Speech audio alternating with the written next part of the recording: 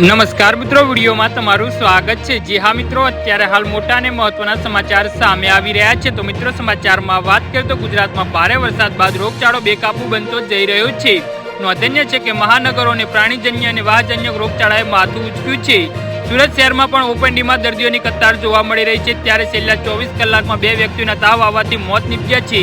Civil હોસ્પિટલમાં દર્દીઓથી ઉભરાઈ રહી છે, જેના કારણે વેટિંગ એરિયામાં બેડ મૂકીને દર્દીઓને સારવાર આપવામાં આવી રહી છે। જી હા મિત્રો, અત્યારે હાલ મોટા સમાચાર સામે આવી રહ્યા છે। સુરત શહેર સહિત રાજ્યમાં રોગચાળાએ પગપેસારો કરી રહ્યો છે, તો સુરતમાં રોગચાળાની વધુ અસર થતી જોવા મળી રહી છે। નોંધનીય છે કે શહેરમાં તાવ, ડેન્ગ્યુ, ઝાડા ઉલટી, ડ્રાયફોડના કેસમાં સતત વધારો જોવા મળી રહ્યો છે। સિવિલ હોસ્પિટલમાં દિવસે ને દિવસે ઓપીડી બમણી નોંધાઈ રહી છે।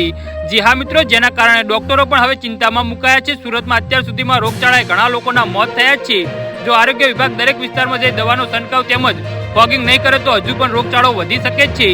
જી હા મિત્રો, અત્યારે હાલ મોટા સમાચાર સામે આવી રહ્યા છે।